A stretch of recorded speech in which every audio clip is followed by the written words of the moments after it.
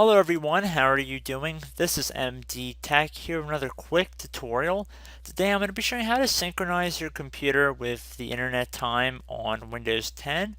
So while your computer's clock may change time due to changing different time zones if you have a laptop or a tablet, in other instances your computer might lose track of time ever so slowly over the period of time.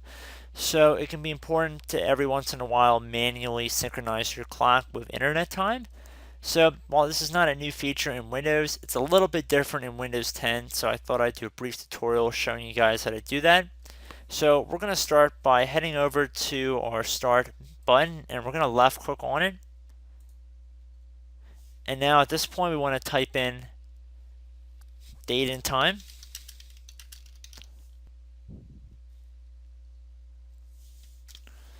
Should be listed directly above the control panel, and there should be a little picture of a calendar with a clock right above it.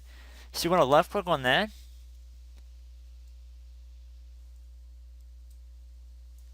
So underneath date and time, what we want to do is we want to head over to the internet time tile up at the top. And then we want to left click on change settings. So now there's an option to actually update now, and I'll tell you what server you can choose from.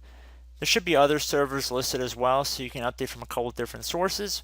So actually, this is probably a great example because the clock on this computer is really far off of what time it actually is. It's only about 2:30 local time of me recording this video, and it shows that it's about 7:10 p.m. So we're definitely going to have to fix that, and actually it's a couple days behind too. So I'm going to left click on update now. So now we can see the clock was successfully synchronized with time.windows.com and tells us the date, and we can see that the date has radically changed for us, so we know it works. And at that point, you left click on OK again to get out of that window, and you should be good to go. So I hope this brief tutorial helped you guys out, and I will catch you in the next video. Goodbye.